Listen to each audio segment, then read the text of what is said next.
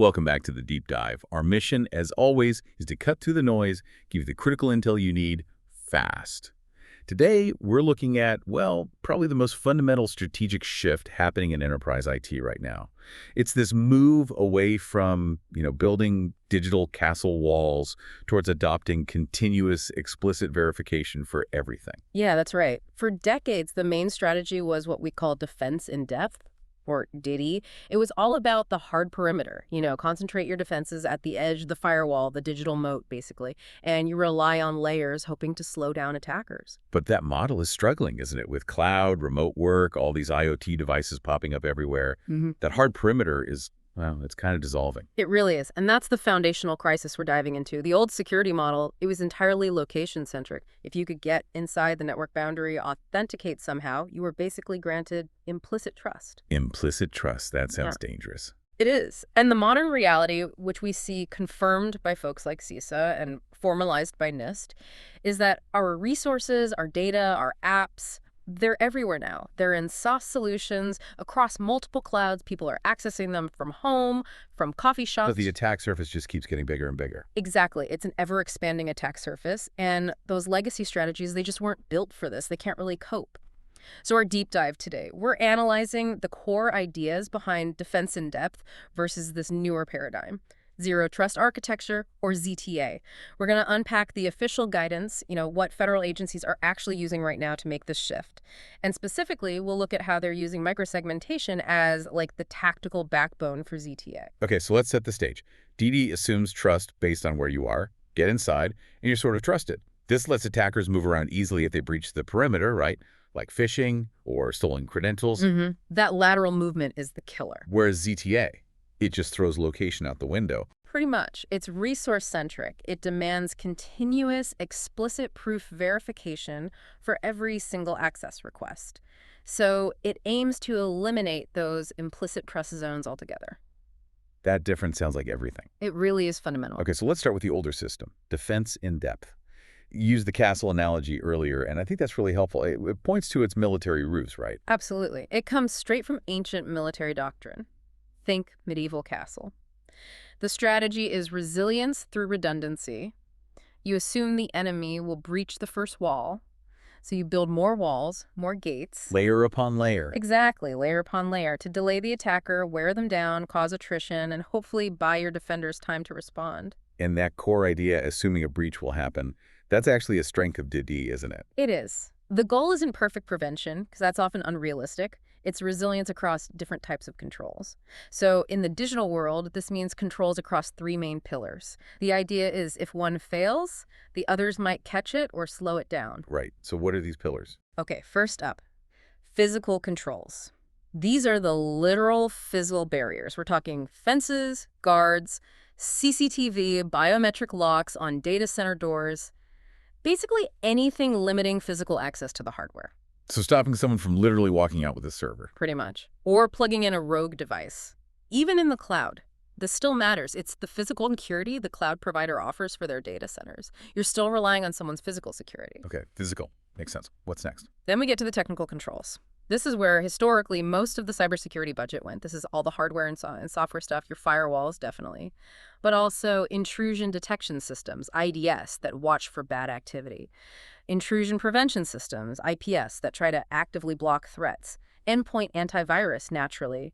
And really importantly, data encryption. Encryption is a layer, too. Oh, absolutely. Think about it. Maybe a really sophisticated attack gets past your firewall. A 0-day, perhaps. But if the data itself is encrypted at rest, even if the attacker grabs the database file... They just have scrambled nonsense. Ideally, yes. Unintelligible ciphertext. It buys you critical time to revoke credentials, patch the hole, whatever you need to do. That redundancy is key. Okay, physical, technical. Yeah. What's the third pillar? You mentioned it often comes down to people. Yes, the human element. That's where administrative controls come in. These are the policies, the procedures, the rules that govern how people behave.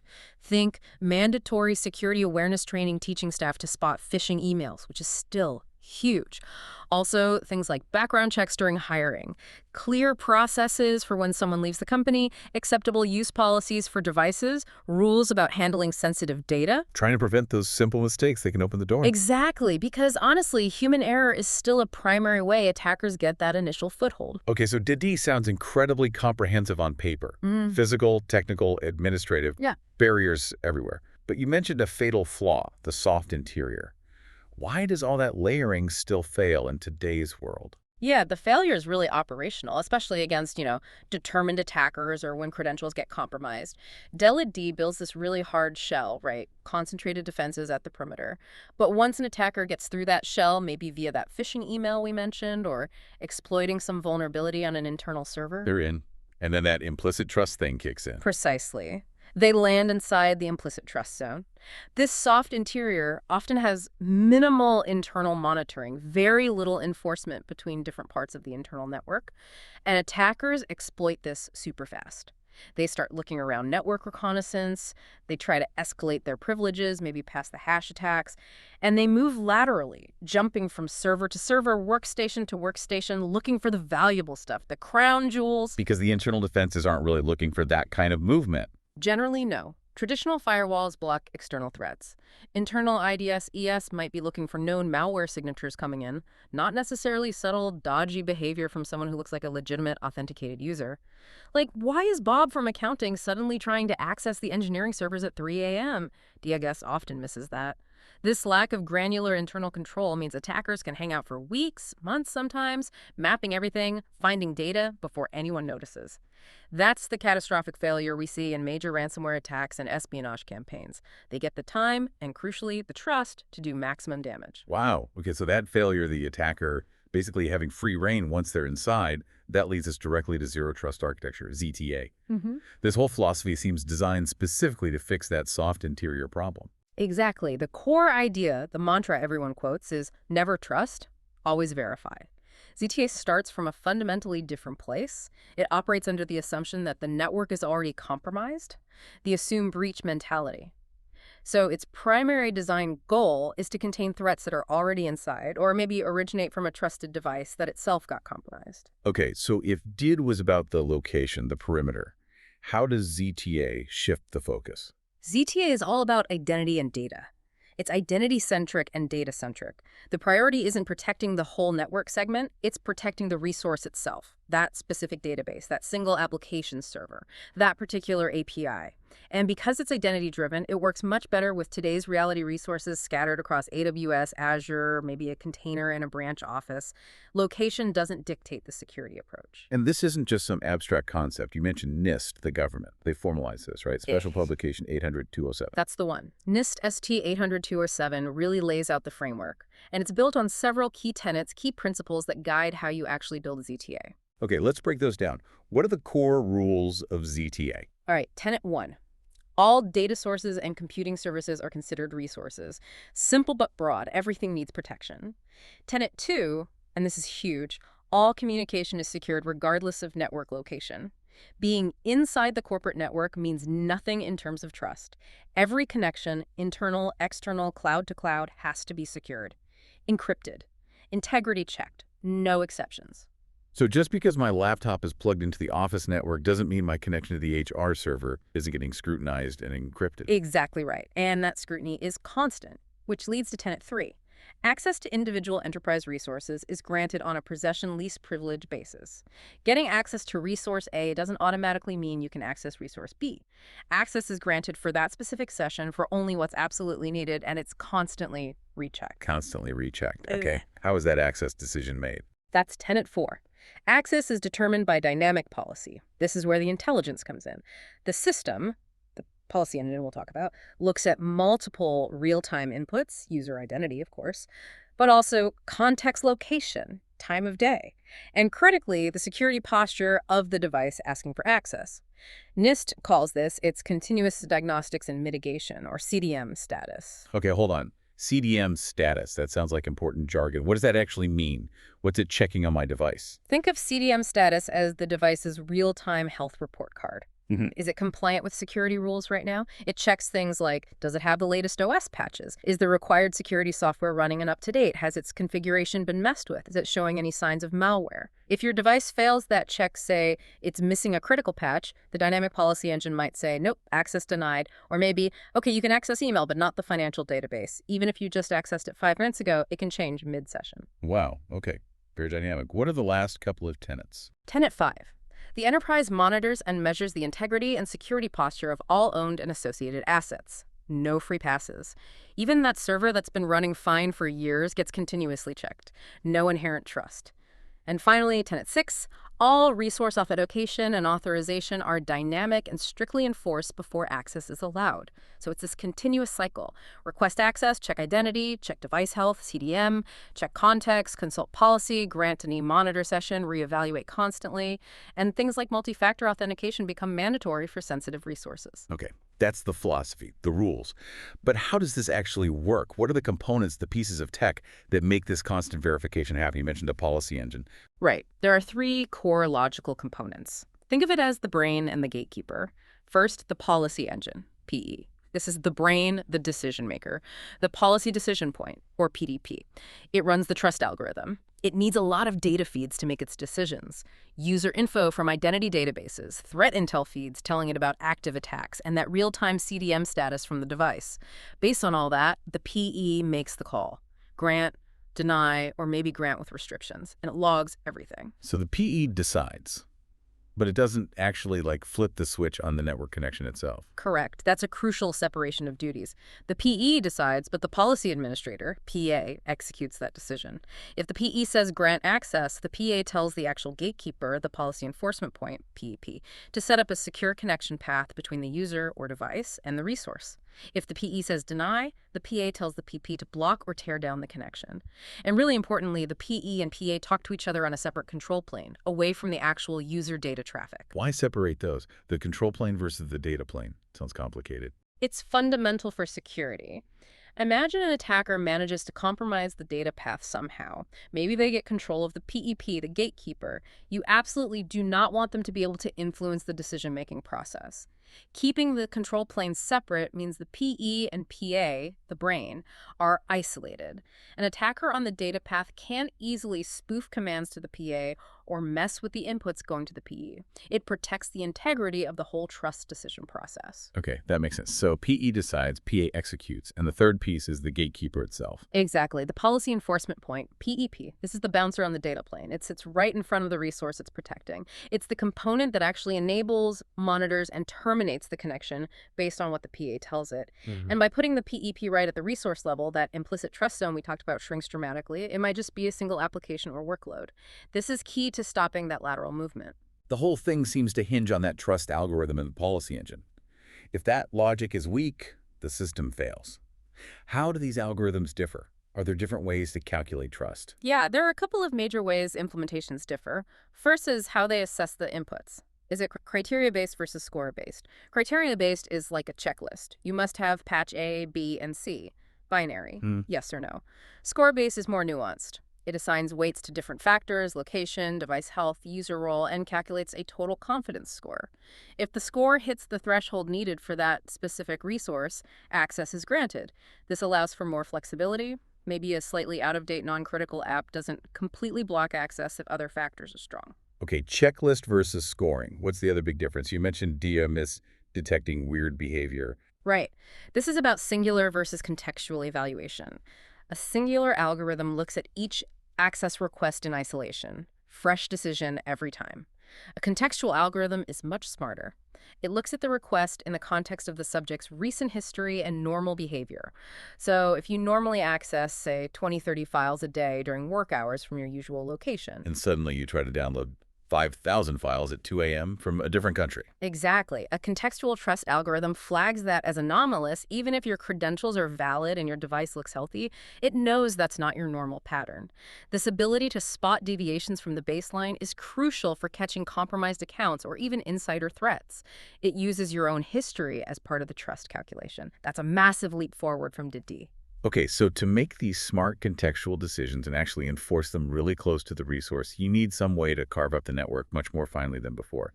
And that brings us to micro-segmentation. You mentioned CISA is really pushing this for federal agencies in their journey to zero trust stuff. Yes, microsegmentation is basically the tactical workhorse for implementing ZTA policies on the network. It's a network security control that lets you create these tiny, isolated zones, often down to a single workload, a single virtual machine, or just one application. CISA really emphasizes this is way more granular and dynamic than old school segmentation using things like VLANs or just IP address ranges. Microsegmentation policies are often based on identity, like the application ID or the user group, not just network addresses. And the big win here is containment, right? Absolutely, containment is the name of the game. First, it shrinks the attack surface, fewer open pathways, but more importantly, it severely limits lateral movement. If one workload gets compromised, the attacker is stuck inside that tiny microsegment. The blast radius is dramatically reduced. Now, CISA is clear. Microsegmentation doesn't replace other controls like good physical security or endpoint protection. It strengthens the technical layer of defense in depth by allowing very specific, risk-appropriate rules right in front of critical resources. And this applies everywhere, not just like new cloud apps. Everywhere.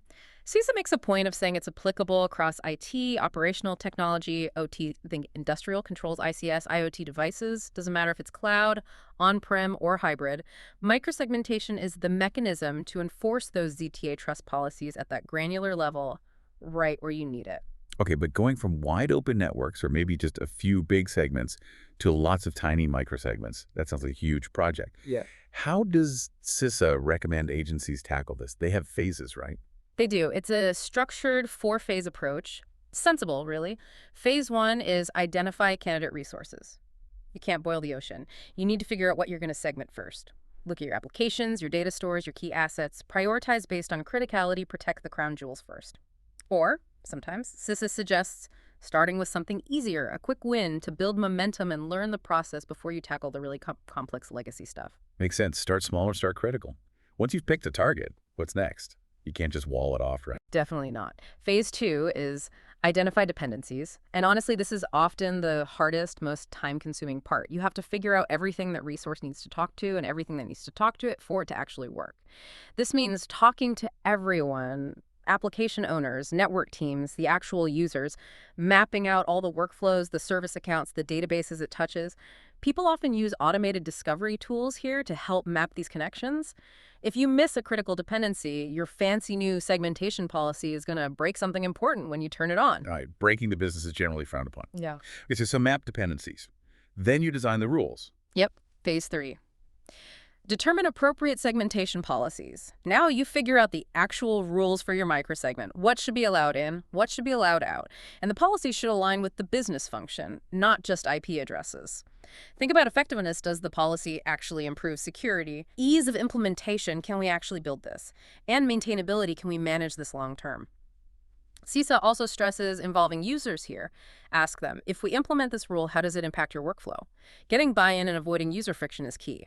An example policy might be, only users in the finance AP group coming from a corporate managed device can access the account's payable application. Okay, design the rules, check with users. Then comes the scary part, actually deploying them. Phase four, deploy updated segmentation policies. And the absolute rule here is test first. You almost always start in what's called a permissive mode or monitor-only mode. The policies are active, but they don't actually block anything that violates the rule. They just log the violation. Hey, this connection would have been blocked. This lets you see, in a safe way, if you missed any dependencies back in phase two. You watch the logs, fix the rules, and only when you're confident it won't break anything. Then you flip the switch to enforce. Exactly. Then you move to full enforcement. And even then, you need continuous monitoring to make sure it's working as expected. And CISA wants clear documentation so everyone understands the rules. You mentioned OT and legacy systems earlier. This microsegmentation sounds particularly tricky there. Oh, it's a huge challenge. Think about old industrial control systems, medical devices, weird IoT sensors.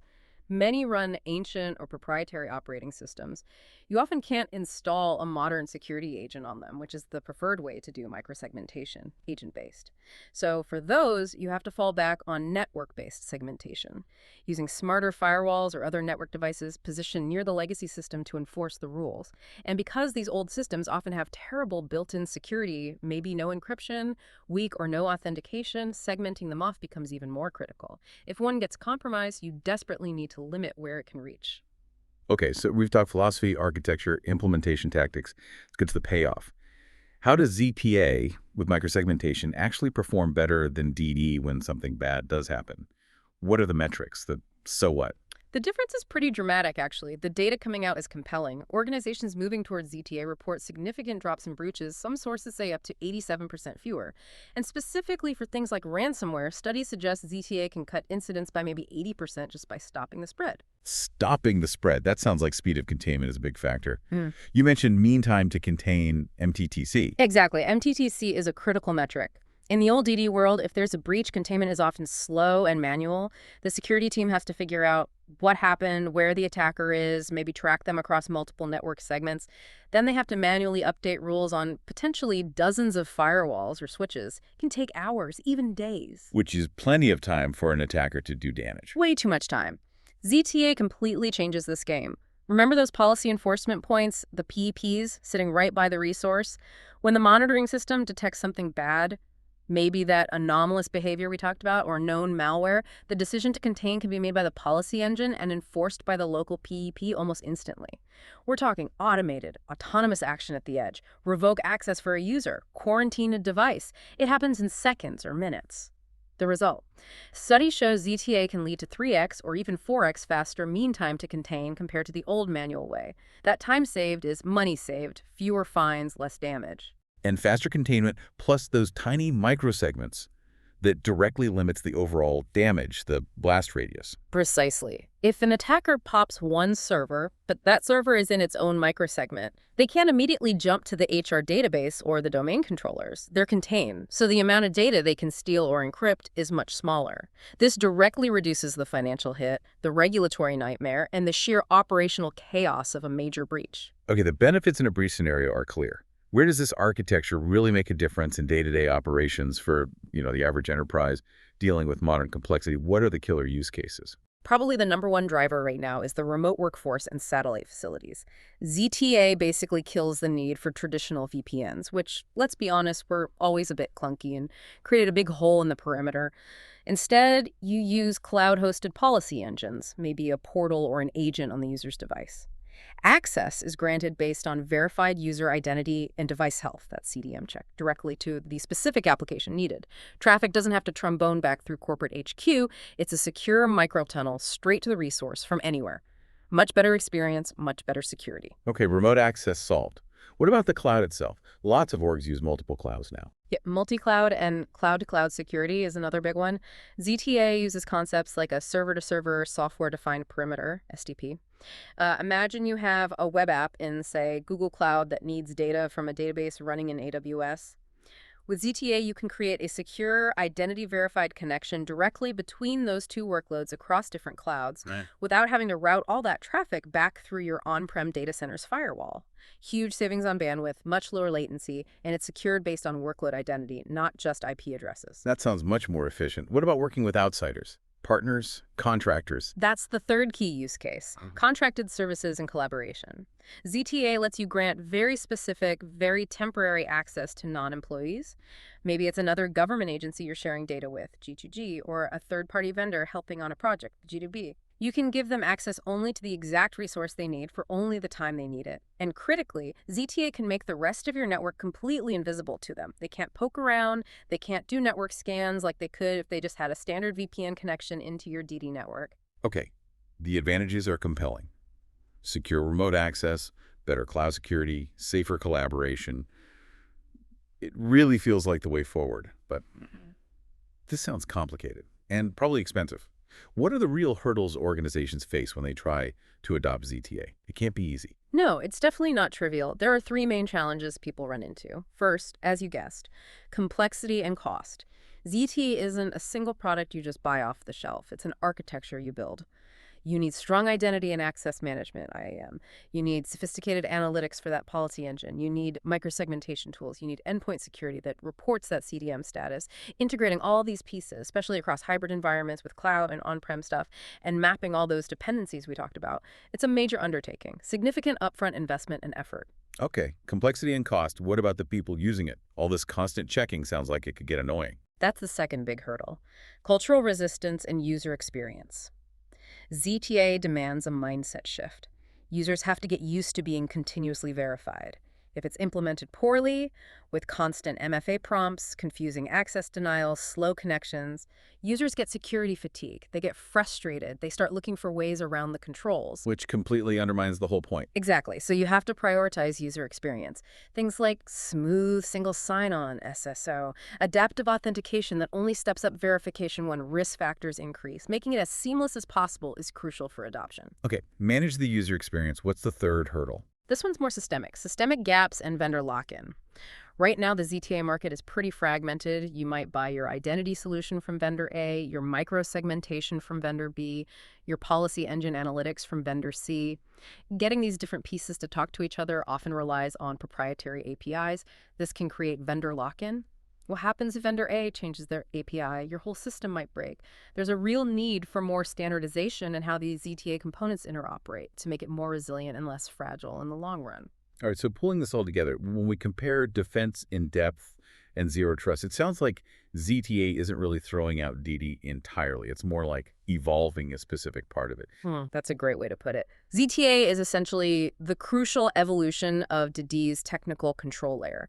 You still need the foundational pieces of DD, the physical security, the administrative policies, maybe some broad network segmentation. ZTA doesn't replace your fences or your security awareness training, but ZTA provides that missing piece, the dynamic identity-centric verification that's absolutely essential for today's distributed world.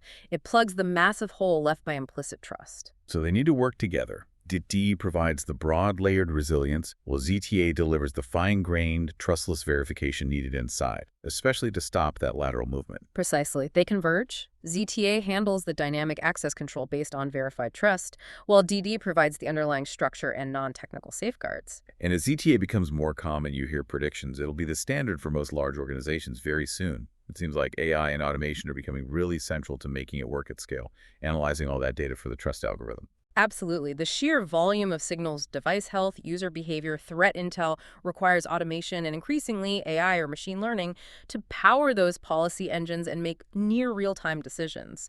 We've spent this whole discussion talking about how ZTA defends against attackers stealing human credentials or exploiting human weaknesses. Right. Phishing, stolen passwords, MFA bypass. But the systems running ZTA themselves rely heavily on automation, service accounts, API keys, AI agents managing policies, what NIST sometimes calls non-person entities or NPEs. Okay, so that leads to our final thought for you, the listener, to ponder. We focused on securing the humans. But what happens next? What happens when sophisticated attackers shift their focus? Instead of trying to steal your password, what if they try to subvert the machine learning model inside the policy engine itself? Or find a way to compromise the privileged NPE, the automated account, that configures the policy administrators. If they can manipulate the trust algorithm's logic or gain control of the automation managing the system, they could potentially bypass the entire identity verification process, exploiting the very system designed to eliminate trust. So the next frontier for zero trust isn't just hardening human identity checks, but figuring out how to secure the machine identities and the autonomous decision-making systems themselves, making the AI resilient to manipulation. That feels like the emerging battleground. How do we ensure the automated trust brokers themselves can be trusted? A challenging thought indeed. Something to keep an eye on. That's all the time we have for this deep dive. Thanks for joining us. We'll see you next time.